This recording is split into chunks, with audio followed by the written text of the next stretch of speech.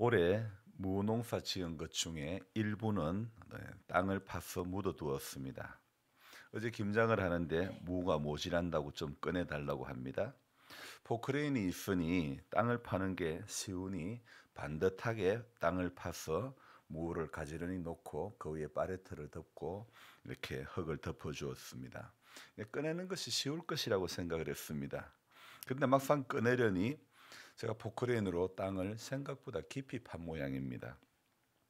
제 팔이 긴데도 잘 닿지가 않습니다. 맨손으로 비온 뒤 질퍽한 흙을 걷어내고 무를 꺼낸다는 것은 결코 쉽지가 않았죠. 미끄러워서 손에는 잡히지만은 이 미끄럽기 때문에 이게 미끄러져서 놓치고 꺼낼 수가 없었던 것이죠. 그래서 생각해 보니 야, 이걸 어떻게 꺼내야 될까 하다가 손톱으로 꽉 집어 가지고 잡아 당기면 되겠다 이 생각이 드는 거예요. 그래서 손톱으로 꽉 집어 가지고 있는 힘껏 다 해서 꽉 집어 가지고 당겼는데 안 됩니다. 그런데 집에 와서 보니까 겨우 꺼내고 한 6개를 꺼내서 와서 보니 손끝이 동상이 걸린 것처럼 막 아픈 거예요. 문제는 아, 무를 손톱으로 찍어서 꺼낸다고 생각했던 것이 제 생각에 아마 손가락 끝이 동상이 걸렸나. 이렇게 날이 그다지 춥지도 않은데 왜 동상이 걸렸나. 근데 씻고 보니 손톱 아래 살이 뜯어지고 만 것이죠. 그랬더니 갑자기 마음이 더 많이 아파지는 그런 느낌입니다. 문제는 오늘 새벽이었습니다. 꼭 또 새벽 묵상을 적으려면 노트북 자판을 두들기며 글을 적어야 되는데 손톱 밑이 터지니 글을 이렇게 자판을 누르면서 글을 적는다는 것이 쉽지가 않았습니다. 막 애리 옵니다. 남들보다 손을 많이 사용하는 사람인데 손가락 끝이 찢어지고 터지고 하니 오른손은 왼손 이 손가락 중에 자판을 두들길 수 있는 손가락이 몇 개가 되지 않는 것입니다. 속도도 그만큼 나지 않고 손가락 끝이 터진 것만 해도 이렇게 여간 아파서 이렇게 신경이 쓰이는 게 아닌데 우리 주님은 손과 발이 못 박혔으니 정말 얼마나 아프셨을까. 난데없이 예수님의 오심을 기다리는 대림절 기간에 십자가에서 상하실 우리 주님의 사순절의 주님을 생각하게 되는 것입니다.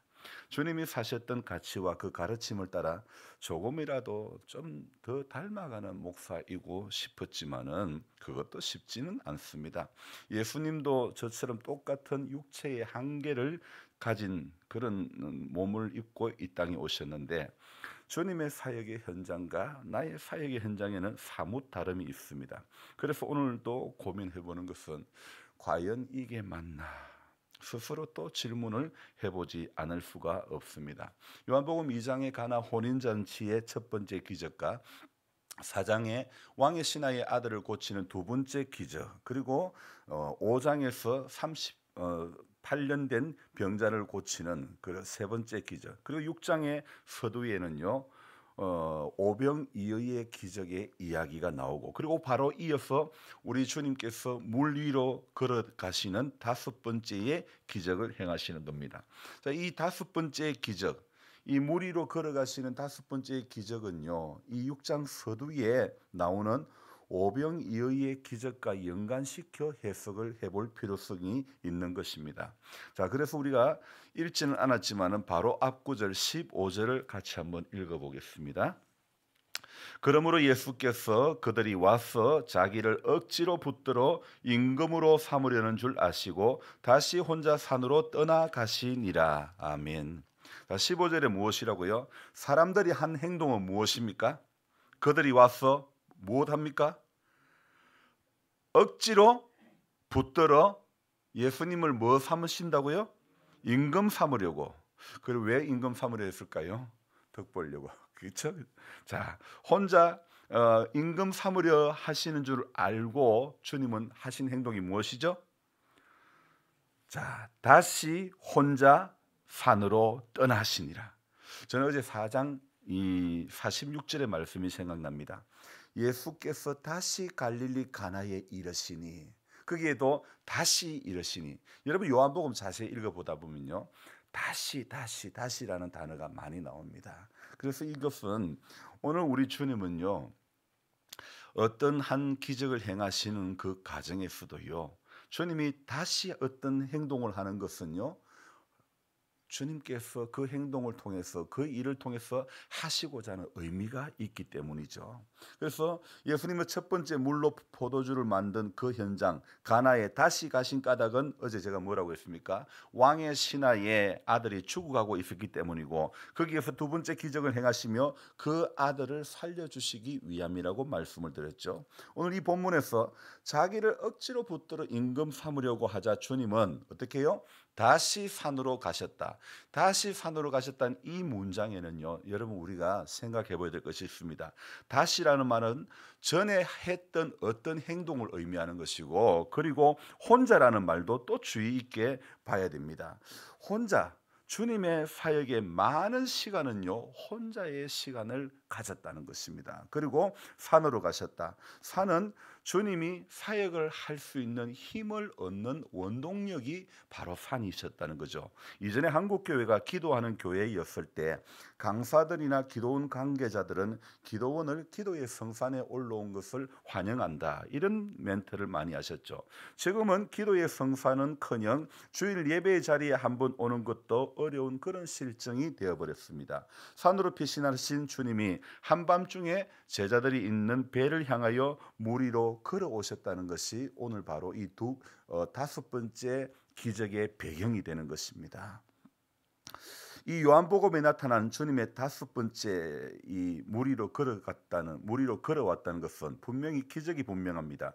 하지만 물 위로 걸어왔다는 것을 또 어떤 학자는 이 물 옆으로 걸어갔다, 이렇게 해석을 하는 분도 있습니다. 그 이유는 뭐 때문에 그러냐면, 위라는 위에 해당하는 위에 해당하는 헬라어 전치사는요, 때로는 옆을 가리키기도 하기 때문에, 그래서 어떤 학자들은 물 옆을 걸어가셨다, 그렇게 이야기하기도 하는 거죠. 자, 그렇다면 오늘 나는 어떻게 생각하는가? 그게 중요한 거 아닙니까? 여러분은 물 위로 걸어가셨다고 생각합니까? 물 옆으로 걸어가셨다고 생각합니까? 물 위로요? 저는요, 우리말로 번역된 성경에 전혀 오류가 없는 것은 아니지만은, 그래도 저와 여러분들은 우리말로 번역된 성경을 문자 그대로 믿어야 된다는 것, 저는 이렇게 말씀드리고 싶습니다. 오늘도 우리가 그러지 않으면요, 창세기의 죄를 여전히 오늘도 저와 여러분들이 범할 수밖에 없습니다. 이 선악을 알게 하는 나무의 열매를 먹으면 주님은 무엇이라고 말씀하셨죠? 정령 죽으리라. 그런데 사단의 달달한 말을 들었던 아담은, 하와는 어떻게 들렸을까요? 죽을까 하노라. 죽을 수도 있다. 재수 나쁘면 죽을 수도 있다. 이 정도로 해석을 했다는 것 아닙니까? 분명히 여러분 물 위가 확실한 것입니다. 왜냐하면 물 옆이라고 생각하면 제자들이 다 놀라서 두려워할 이유가 하나도 없는 것입니다. 아니, 또 물 위로 걸어온 이 사건이 요한복음뿐만 아니라 마태복음에도 마가복음에도 누가복음에도 다 나오는 이 사건이기 때문에, 마태 마가에서도 나오는 사건이기 때문에, 그렇기 때문에 이 물 옆이 아니라 물 위로 우리는 보아야 되는 것이죠. 그래서 마태복음에서는 주님처럼 물 위를 걷다가 빠진 한 사람도 있죠. 베드로라고. 만약 주님이 해변을 따라 걸었다면 제자들이 그렇게 두려워할 이유가 하나도 없었던 것이죠. 자, 무슨 기적이 발견됩니까? 21절 또 기적이 또 나오는데, 21절 속에서 우리는요, 또 하나의 기적을 발견할 수 있습니다. 같이 읽어봅시다. 이에 기뻐서 배로 영접하니 배는 곧 그들이 가려던 땅에 이르렀더라. 자, 물 위로 걸어오신 주님이 이제 주님을 봤습니다. 제자들은 두려워했었는데 그들이 이제 배로 영접했습니다. 어떤 기적이 일어났습니까? 배가 곧 그들이 가려던 땅에 도착했다는 겁니다.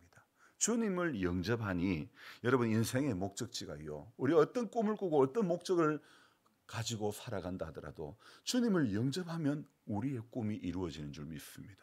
주님을 모시고 갈 때, 주님과 함께 할 때에 인생에 계획한 것들이 이루어지지, 사람이 머리 한번 잘 쓴다고 사람이 꿈꾸던 목적지에 도달하는 것은 결코 아닌 줄 믿습니다. 예수님을 배로 영접하니 배는 곧 그들이 가려던 땅에 이르렀더라. 그렇게 말씀하고 있죠.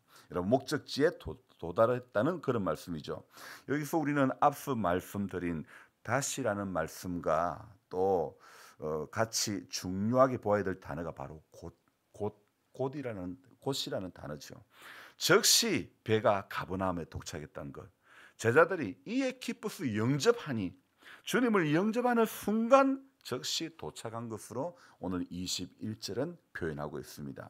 시 공간을 초월하여 자연계마저 통솔하실 수 있는 주님의 권능이 또 한 번 나타났습니다. 주님은 물 위를 걸어 제자들을 만났죠.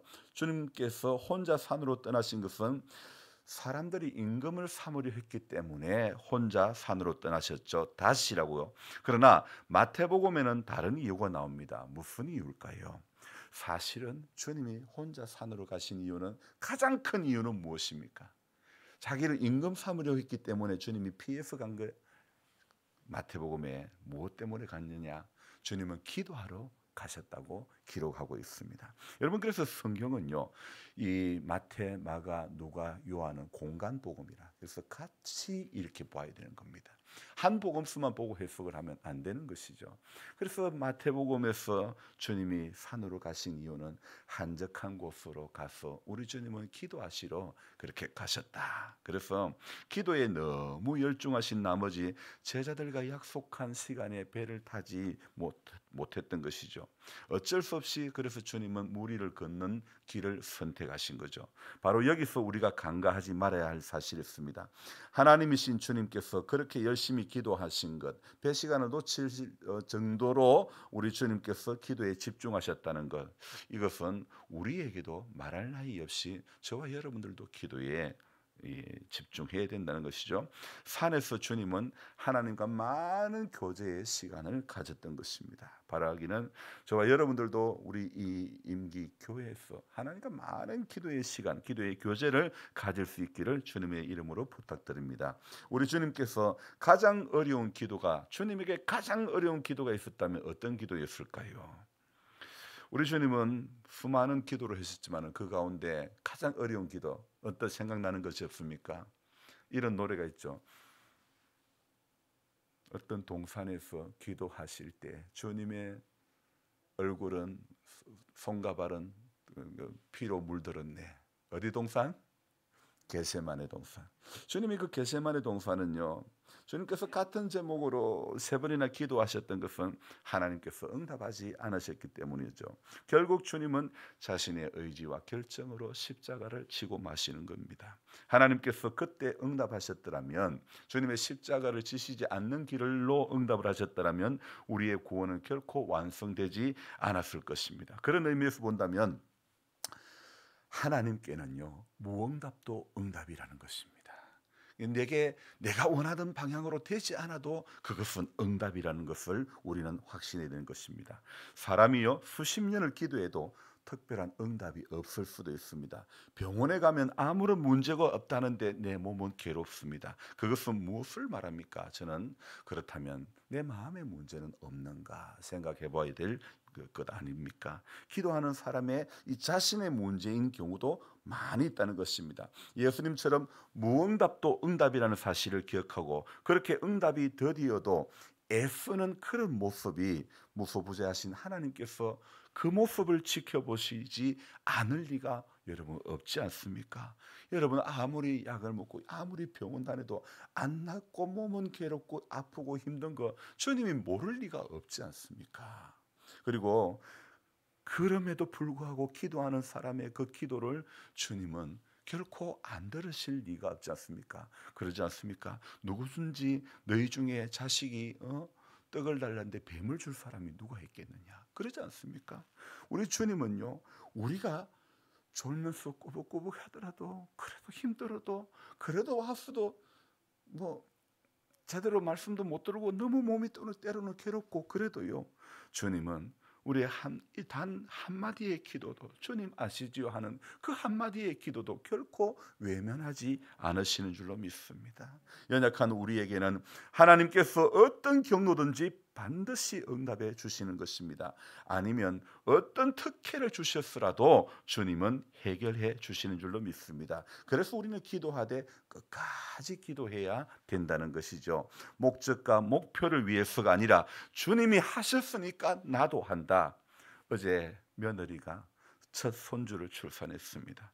전화기 수화기 너머로 아들이 감격이 북받쳐 흐느끼는 소리가 들립니다. 그런데 저는 별로 아무렇지는 않습니다. 하지만 저도 첫 아이를 낳았을 때는 흐느끼는 감동이 있었습니다. 눈가에 눈물이 적셔졌습니다. 왜요? 내가 경험한 것이니까. 내가 경험했으니까.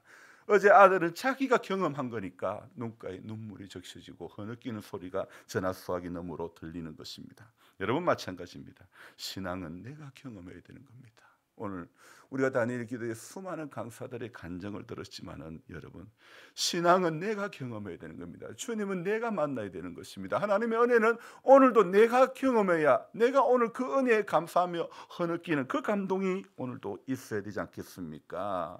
여러분, 신앙은 결코 이론이 아닙니다. 이론으로 아무리 방언을 배우고 아무리 예언을 배우고 여러분 그럴 필요가 없습니다. 주님이 기뻐하시면 자연스럽게 모든 은사도 주시고 모든 것 다 보여주시고 모든 것 다 들려주십니다.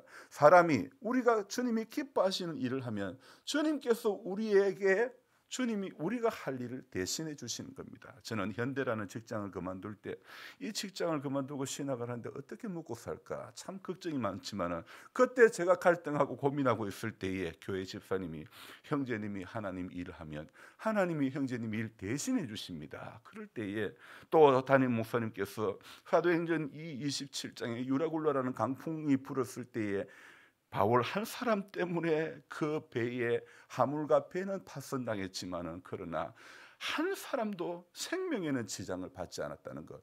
왜요? 바울이 로마에 가서 복음을 전해야 되기 때문에 하나님은 그 바울 한 사람 때문에 그 배에 탄 모든 사람들의 생명을 지켜주신 줄로 믿습니다. 여러분 그랬어요. 오늘 그때 그 목사님의 설교 제목을 저는 지금도 잊지 않고 기억하고 있는 것이 뜻이 있는 곳에 길이 있다. 이 제목으로 저는 많은 감동을 받으니 내가 아무리 좋은 직장을 다니고 있었다 할지라도 그 직장은 내게 아무것도 아니었다는 것이죠. 여러분, 그래서 사람이 주님이 기뻐하시는 일을 하면 주님은 내 대신 내 일을 해주시는 겁니다. 목회도 그런 것 같아요. 내가 아무리 한다고 해도 내가 하는 게 아니지 않습니까? 주님이 해주셔야 되는 거 아닙니까? 내가 사람을 세우고 내가 사람을 살릴 수가 있는 게 결코 아니라는 겁니다. 주님이 세워주시고 주님이 붙잡아 주셔야지요. 땀과 피를 다 쏟으면서 우리 주님께서 기도하신 기도를 하늘에서 잊지 않은 것처럼 우리의 땀과 눈물도 반드시 하나님은 기억해 주시는 줄로 믿습니다. 낙심하지 않고 믿음으로 기도하는 그런 우리들이 되기를 바랍니다. 그럴 때 하나님은 오늘도 내가 너로 인하여 기뻐하노라 그렇게 말씀하실 줄 믿습니다. 지치지 말고 끝까지 기도하는 성도가 되어져야 될 줄 믿습니다. 어제 새벽에는 우리 교회 성도님들이 11분이 늘 기도하셨는데 한동안 또 떨어지고 기도를 못했는데 어제 아침에는 11분이 이렇게 기도를 하니까 주님이 얼마나 기뻐하실까. 사람도 기쁜데 주님이 얼마나 기뻐하실까. 여러분 오늘 저는 이 요한복음의 이 6장의 본문을 보면서 또 한 가지 생각해 볼 수 있는 것은 제자들이 주님이 없이 배를 탔습니다. 주님 없이 배를 타니까 제자들은 두려움에 압도를 당했습니다. 예수님과 동행하지 않고 무작정 배에 올라탄 순간 세상의 파도에 압도되어 두려움 가운데 휩싸일 수밖에 없었다는 사실. 여러분 오늘 이것을 우리는 주의 깊게 생각해야 됩니다. 두려움에 압도된 채 있을 것인가? 예수님과 동행하며 기쁨에 압도된 채 살 것인가? 세상이라는 배에 탔지만은 그 안에서 주님과 동행해야 되는 것입니다. 하나님과 동행하고 하나님 안에 거하기 위해서 오늘도 목숨을 걸어야 될 줄로 믿습니다. 내 인생을 책임지시는 그분이 오늘도 우리 가운데 놀라운 일을 행하고 나가시길 말이 안 돼. 행하고 가실 것이기 때문에 그래서 여러분 오늘 저와 여러분들이요 내 인생은 내가 책임지는 거 아니에요. 잘난 부모님이 책임지는 것도 아닙니다. 내 인생은 주님이 책임지는 줄로 믿습니다. 그래서 누구만 붙잡으면 돼요? 주님만 붙잡으면 돼요. 주님 지금은 주님이 납쓸 때가 아닙니다. 주님은 저쪽에 한쪽 기팅이 계세요. 그러면 안 됩니다. 그러면 우리 인생은 두려움이 압도된 인생이 될 수밖에 없는 것입니다. 예수님과 동행할 때에 내가 매일 기쁘게 순례의 길 행함은, 주님과 동행할 때에 오늘도 우리의 인생의 순례의 길이 기쁨의 길이 될 줄로 믿습니다. 세상이란 배에 있지만 그 안에서 이날 하루도 주님과 나는 동행자의 길을 걸어가리라, 그렇게 결단하며 이 하루도 믿음으로 살아가기를 주님의 이름으로 부탁드립니다. 주님, 우리 예수님께서는 이 요한복음 속에서 다시 갈릴리 가나로 돌아오시고 다시 혼자 산으로 떠나가셨다. 주님께서 다시라는, 주님이 하신 행동 가운데 다시라는 단어를 묵상해 볼 때에 하나님, 우리가 해야 할 일이 어쩌면 바로 우리가 붙들려야 될 것이 바로 이 다시라는 단어. 한국 교회는 분명히 기도하는 교회였습니다. 다시 기도하는 교회가 되어지기를 원합니다. 한국 교회 성도님들은 기도에 열정이 있는 교회 성도였습니다. 하나님, 다시 기도에 열정이 있는 성도로 회복되어지기를 원합니다. 주님, 우리는 다시 주님이 사셨던 그 가치를 따라 살게 해 주옵소서. 그동안 교회는 교회 안에서 영광을 받으려고, 섬김을 받으려고, 대접받으려고 했던 모습들이 너무 많았습니다. 교회는 너무 부함 가운데 처해 있었습니다. 한국 교회는 어렵고 힘들 때에 믿음을 따라 살았던, 정말 심령이 가난했던 교회였습니다. 애통함이 있었고 긍휼히 여김이 있었고 마음이 청결해지려고 몸부림쳤던 교회 아니었습니까? 의를 위해서 정말 핍박을 받기를 기뻐하며 나아갔던 교회 아니었습니까? 다시 그 교회로, 다시 그 성도의 길을 걸어가는 한국 교회와 성도들이 될 수 있도록 도와주시기를 원합니다. 아니, 어쩌면 주님, 강단에선 우리 목회자가 먼저 다시 하나님 앞에 다시 하나님의 기뻐하시는 그 자리로 갈 수 있기를 소망해 봅니다. 하나님, 여기저기 교회만 기웃거리는 목회자 되지 않기를 원합니다. 좀 더 많이 모이는 교회를 기웃거리고 사람 많이 모이는 곳이 주님이 기뻐하는 것이 아닐진데, 우리 하나님, 오늘 우리 이 땅에 세운 모든 사역자들을 축복하시사 다시 처음 주님 앞에 부름받을 때에 사명에 붙들릴 수 있도록 도와주시기를 원합니다. 다시 하나님 그 감격의 자리로 갈 수 있도록 도와주옵소서. 하나님 아버지, 생계형 목회자가 되지 않기를 원합니다. 하나님 앞에 교회를 세우고 영혼을 살려야 되는데 오늘도 저는 질문하는 것이 이것이 맞나? 주님 앞에 되물어 보지 않을 수가 없습니다. 우리 하나님 믿음 생활하면서 지금 이렇게 믿고 있는 것이 맞나? 주님, 다시 우리가 되물어 볼 수 있도록 도와주시기를 원합니다. 그래서 주님, 오늘도 몸부림치고 애쓰는 우리의 몸짓이 하나님의 나라를 우리 안에 세우기 위해서, 우리 마을에 세우기 위해서 몸부림치는 그런 모습들이 될 수 있도록 도와주시옵소서. 여기에 약함이 있습니다. 주님, 병원의 신세를 지지 않고 견딜 수가 없는 아픔이 있습니다. 수년째 이 고통 가운데 붙들려 있지만은, 그러나 오늘 우리는 나의 이 고통 속에서 38년 된 병자가 물이 동할 때마다 제일 먼저 가는 사람을 바라보며 얼마나 부러워했을까. 고침받는 그 소식을 들었을 때 나도 저 자리에 서고 싶은데, 나도 저렇게 되고 싶은데 얼마나 그런 간절함이 있었습니까? 주님, 우리 인생의 간절함을 주님 오늘도 외면치 아니하시고, 우리 하나님, 너희가 내 안에 거하고 내 말이 너희 안에 거하면 무엇이든지 구하라, 그러면 이루리라고 말씀하셨사오매, 오늘도 말씀 속에서 우리 이 약함을 뛰어넘어, 말씀 속에서 우리 연약함을 뛰어넘고, 말씀 속에서 하나님, 오늘도 확신을 가지고 이기는 자의 길을 걸어가게 하여 주시옵소서.